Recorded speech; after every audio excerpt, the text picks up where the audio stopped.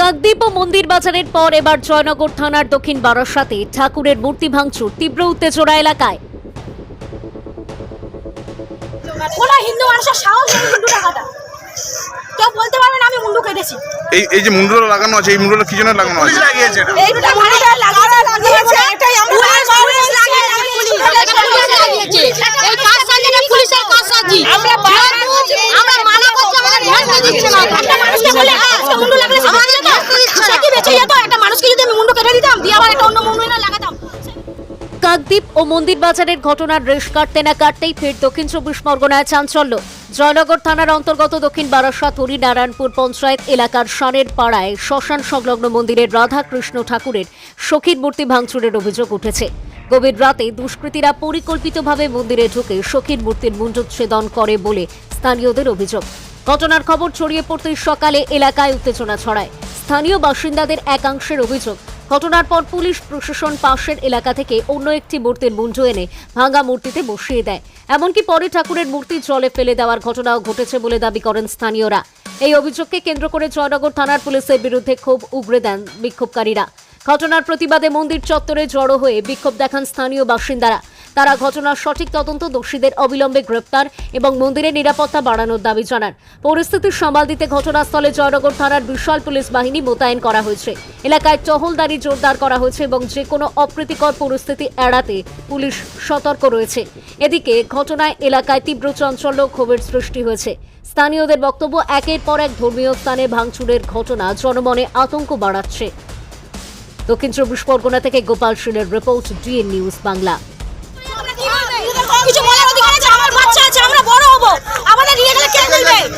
আমরা বড় হতে আমরা কারণ আছে বাইরে বাড়াবো। আজকে মানে ঠাকুরের মুন্ডু আছে, দুদিন আমাদের কাটবে না, কে বলতে পারে? আমাদের কেটে আমার মুন্ডু বসিয়ে দেবে। আমরা আমাদের জেলা করে মুন্ডু লাগাবো, আমরা লাগিয়ে যাবে, চলবে, আবার বাঁচিয়ে দাও, বেশি যাবে, এটা বাঁচিয়ে দেওয়া যায়?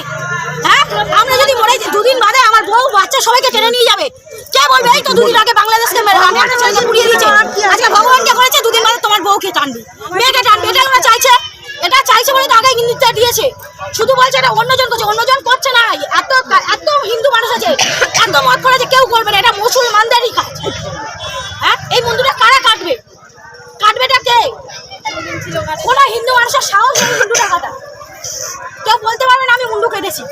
এই যে মুন্ডুটা লাগানো আছে, এই মুন্ডুটা কি জন্য লাগানো আছে? লাগিয়েছে এইটা মুন্ডুটা লাগিয়েছে এটাই আমরা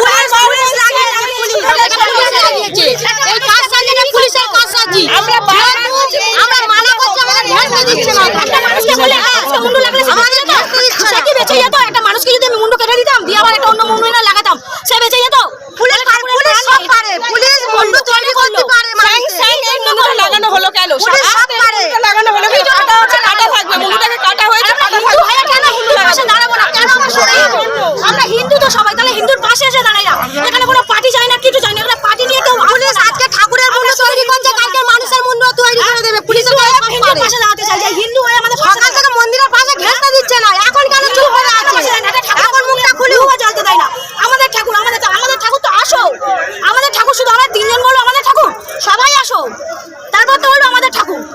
আমাদেরও এই গ্রামে বাড়ি, গ্রামের মানুষ ফোন করে, ফোন করলে আমরা সকালবেলা আমাদের ছেলেরা এখানে দেখে যে হচ্ছে গিয়ে মুন্ডুটা ভাঙা অবস্থায়, ঠাকুরের নেই, মানে মুন্ডু নেই। পুলিশ প্রশাসন, আমাদের গ্রামবাসী আসার আগে পুলিশ প্রশাসন এখানে ঢুকে যায়, কোথা থেকে খবর পেয়েছে জানি না, ওরা এসে এখানে ঢুকে যায়। ঠাকুরটা তুলে এনে অন্য পোটোর কাছ থেকে, এই যে দেখুন, এই যে মুন্ডুটা এই ঠাকুরের নয়, এই ঠাকুরের মুন্ডু নয়, এখনো আছে কাঁচা মাটি গলায় এখনো আছে, সেটা আমি প্রমাণ দেবো। মুন্ডুটা এনে বসিয়ে দেয় যাতে প্রমাণটা লোপাট করা যায়। সেই প্রমাণ লোপাটের জন্য মুন্ডু বসিয়েও হয়নি, এখানে যে একটা শান আছে, এই শান পর্যন্ত ঠাকুরটা নিয়ে আসে এবং সেটা বিসর্জন দেওয়ার পরিকল্পনা করে যাতে প্রমাণটা লোপাট করা যায় যে জেহাদিরা এখানে হচ্ছে গিয়ে এই ঠাকুরের মুন্ডু ভেঙে নিয়ে গেছে, হিন্দু মন্দির থেকে ঠাকুর ভেঙে নিয়ে গিয়েছে, মুন্ডু কেটে নিয়ে গিয়েছে। পুলিশ ছিল এবং কিছু লোক ছিল, সেটা আমরা জানি না। পুলিশকে চাপ দিয়ে, পুলিশ তাদেরকে চাপ দিয়ে এটা করিয়েছে এবং তাতেও হয়নি।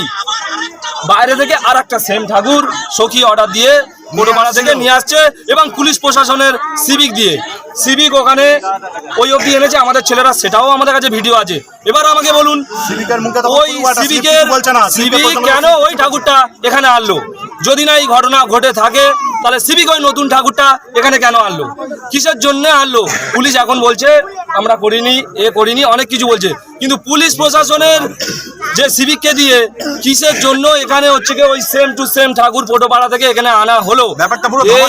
ব্যাপারটা টোটালি ধামাচাপা দেওয়ার পরিকল্পনা করেছে পুলিশ প্রশাসন। আমরা সেটা এখানে পৌঁছেছি এবং গ্রামবাসীবৃন্দ এখানে সবাই এখানে হাজির আছে, তারা এই বিষয়টা দেখেছে এবং সবাই ভিডিও করেছে, সময় একত্রিত হয়ে আমরা এখানে আন্দোলন চালাচ্ছি। আমরা এই আন্দোলন কেন চালাচ্ছি?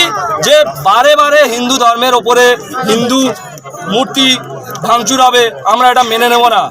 এর বিহিত করবে পুলিশ, আজকের ওকে ধরে আনবে, যে এই ঘটনার সঙ্গে যুক্ত আছে তাকে হাজির করতে হবে, তারপরে আমরা এখান থেকে পুলিশ এইটুকুনি কাজ করতে পারছে না, পুলিশ এইটুকুনি কাজ করতে পারছে না, আমাদেরকে এখান থেকে কেন সরাবার চেষ্টা করছে? আমরা এটা এখান থেকে সরবো না, প্রয়োজনে এই ঠাকুর তুলে নিয়ে গিয়ে আমরা মেন রোডে আন্দোলন করব, রাস্তা অবরোধ করে দেখিয়ে দেবো যতক্ষণ না পুলিশ প্রশাসন এটা স্টেপ নেবে।